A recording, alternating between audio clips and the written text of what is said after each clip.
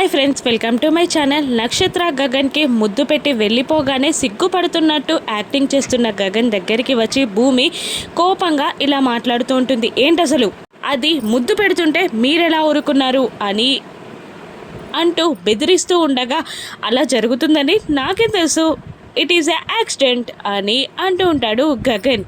పోనీ దాన్ని పెళ్లి చేసుకుంటానని చెప్తున్నారేంటి అని మళ్ళీ భూమి క్వశ్చన్ చేస్తూ ఉండగా గగన్ ఇలా అంటుంటాడు. మా అమ్మ చెప్తే చేసుకుంటాను అని చెప్పాను, అయినా మా అమ్మ చెప్పిన మాట నేను వినాలి కదా, నేను పెళ్లి చేసుకుంటే నీకేంటి అని గగన్ అడుగుతుండగా, అలా ఎలా పెళ్లి చేసుకుంటారు మీరు నన్ను ప్రేమించారు కదా, నన్ను ప్రేమించి దాన్ని ఎందుకు పెళ్లి చేసుకుంటారు అని అడుగుతూ ఉంటుంది భూమి. ఇక కాస్త కోపంగా బాధగా గగన్ మారిపోయి, ప్రేమించా అయితే నువ్వు కాదన్నావు కదా, అలాగని లవ్ ఫెయిల్యూర్ అయిన వాళ్ళందరూ అలాగే ఉండిపోవాలా, పెళ్లి చేసుకోవడం కంపల్సరీ కాబట్టి మా అమ్మ ప్రేమనైనా నేను గెలిపించాలి కదా అని భూమి ముఖం చూడకుండా కోపంగా బాధగా చెప్తూ ఉంటాడు గగన్. మా అమ్మ ప్రేమనైనా గెలిపించి మా అమ్మ నక్షత్రాన్ని పెళ్లి చేసుకోమని చెప్తే చేసుకుంటాను.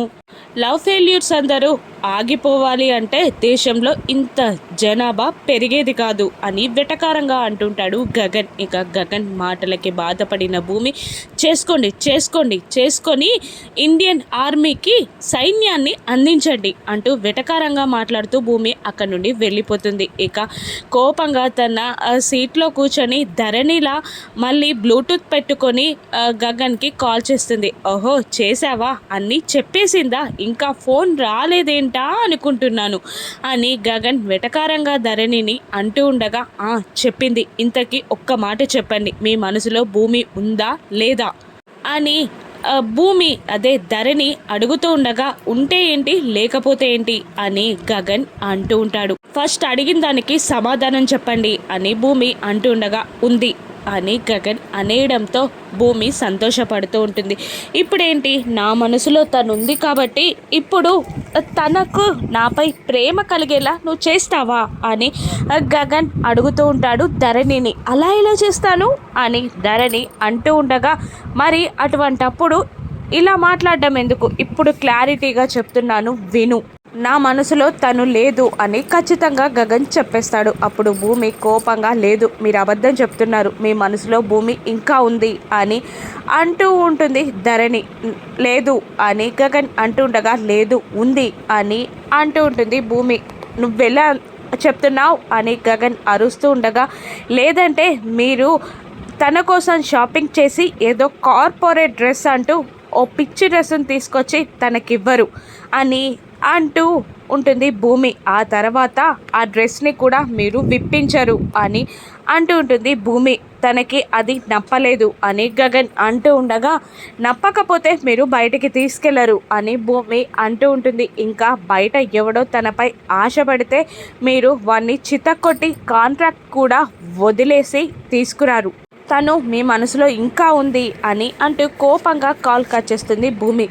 గగన్ అలా చూస్తూ ఉండిపోతాడు ఫోన్ని. ఇక మరోవైపు ఇందుకు ఇవ్వవలసిన కట్నం గూర్చి చెర్రీ, కృష్ణప్రసాద్, మీరా, బిందు, ఆ పెద్దావిడ అందరూ మాట్లాడుకుంటూ ఉంటారు. చెర్రీ, అత్తయ్య ఇలా మారిపోతుందని నేను అనుకోలేదు అని అంటుండగా, మీకిప్పుడు తెలిసిందిరా, నాకు ఎప్పుడో తెలుసు, శోభాచంద్ర చెల్లెల్ని చంపినప్పుడే అని అంటుండగా అందరూ ఆశ్చర్యంగా చూస్తూ ఉంటారు కృష్ణప్రసాద్ని. ఏంటి పెద్దమ్మ, అత్తయ్య షార్ట్ సర్క్యూట్లో చనిపోయిందన్నారు కాదా అని చెర్రీ అడుగుతుండగా, అదే చనిపోయిన రోజు అని చెప్పబోయి అలా చెప్పానంతే, ఇప్పుడు కట్నం గురించి ఆలోచించండి అని మళ్ళీ కృష్ణప్రసాద్ అంటూ ఉంటాడు. ఇంకా ఆలోచించడానికి ఏముంది, నేను ఎవరు అడిగినా అడగకపోయినా మావయ్యని అడుగుతాను, మావయ్య మాత్రం మారిపోడు కదా అని చెర్రీ అంటూ ఉంటాడు. అందరూ అడుగుతాను అనడమే తప్ప ఎవరు అడగట్లేదు అని అంటూ ఉంటుంది మీరా.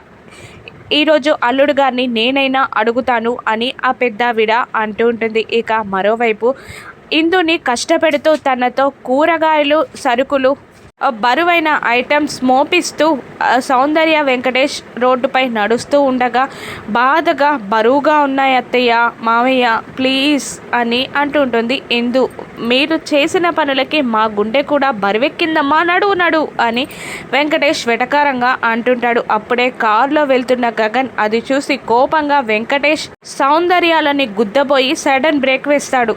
వెంకటేష్ కోపంగా ఏంట్రా ఎవర్రా గుద్ది చంపాలనుకుంటున్నారా అనగానే గగన్ కోపంగా కిందికి దిగుతాడు. ఇక ఇలా అంటుంటాడు, నా చెల్లి పక్కనుంది కాబట్టే కార్లకి బ్రేకులైనా పడ్డాయి, లేదంటే మీ ఇద్దరిని ఎగరేసుకుపోయేవాన్ని అని గగన్ అంటూ ఉండగా ఓహో ఎగరేసుకుపోతావా అంటూ అసభ్యంగా మాట్లాడుతూ ఉండగా అసలు మీకు సిగ్గు శరం లేవా, నా చెల్లెల్ని ఇంతలా కష్టపెడతారా, అసలు డీసెన్స్గా మాట్లాడలేరా మీరు అని గగన్ అరుస్తుండగా ఇందు ఏడుస్తూ ఉంటుంది. ఓహో అలాగే మాకున్న సిగ్గు శరాలకి పాయింట్ షర్టు వేసి రేపు డీసెంట్గా మాట్లాడతానులే అని వెంకటేష్ వెటకారంగా అంటుండగా మీరు ఎందుకు ఇలా మాట్లాడుతున్నారో నాకు తెలుసు, కట్నం ఇవ్వలేదనే కదా అని అంటూ ఉంటాడు గగన్.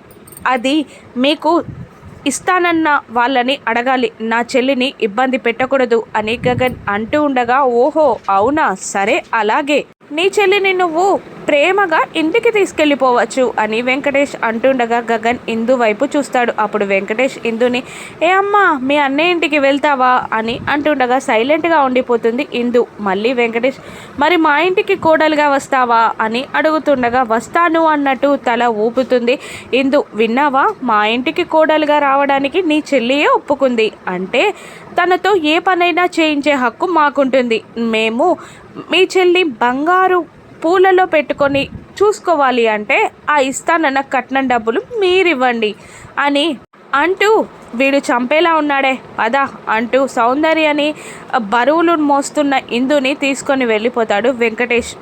బాధగా చూస్తూ ఉండిపోతాడు గగన్.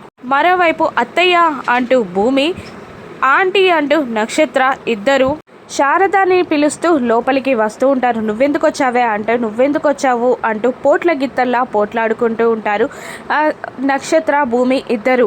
నువ్వు ఇంటి కోడలివి కావు అని భూమి అంటుండగా నేనే ఇంటికి కాబోయే కోడల్ని అంటూ శారద కోసం ఇల్లంతా వెతుకుతూ ఉంటారు. ఇక ఒక పందెం వేసుకుందాం, ఆంటీని బయటికి రప్పించాలి, ఎవరు గెలిస్తే మిగతా వాళ్ళు నోరు మూసుకొని వెళ్ళిపోవాలి అని అంటూ ఉంటుంది భూమి. అలాగే అని ఇద్దరు బండబూతులు తిట్టుకుంటూ ఆంటీ నేను వచ్చాను అని అంటుంది నక్షత్ర. ఇక భూమి వెళ్ళిపోయిందా ఆంటీ అని కూడా అంటుండగా బాధగా శారద నా భూమి వెళ్ళిపోయిందా అని అనుకుంటూ ఉంటుంది. శారద బయటికి రాకపోయేసరికి ఇది నా టర్న్ అంటుంది భూమి. ఆంటీ అయ్యో గగన్ గారు ఏంటి రక్తం, అయ్యో గగన్ గారు అని అరుస్తుండడంతో తల్లి మనసు తల్లడిల్లి బయటికి వస్తుంది శారద. నేనే గెలిచాను నువ్వు వెళ్ళు అని భూమి అంటుండగా లేదు నేను పిలిచిన పిలుపులకి శారద ఆంటీ వస్తుంటే నువ్వు అరిచావు అని అంటుంటుంది నక్షత్ర. చీ తొండిదానా అని భూమి అంటుండగా మొండిదానా అని నక్షత్ర తిడుతూ ఉంటుంది. ఇద్దరు శారద అటు ఇటు చేతులని పట్టుకొని నువ్వు ఇంటి కోడలివి కాదంటే భూమి నేనే కాబోయే కోడల్ని అంటూ నక్షత్ర శారదాని తింటూ లాగుతూ ఉండగా వాళ్ళని తప్పించుకొని బయటికి పరిగెడుతుంది శారద. ఇక ఎదురుగా పూరి ఎదురుపడగా ఏంటమ్మా పరిగెడుతున్నావు ఎక్కడికి అని అడుగుతూ ఉంటుంది పూరి. వాళ్ళిద్దరు వచ్చారే భూమి నక్షత్ర గొడవ పడుతున్నారు, వాళ్ళిద్దరూ ఇంట్లో నుండి వెళ్ళిపోయే వరకు మనం బయటికి వెళ్దాం పదా అని పరిగెడుతుంది శారద. ఇక ఈ గొడవ ఎక్కడికి దారి తీస్తుంది రాను ఎపిసోడ్స్లో చూద్దాం. Thank you for watching.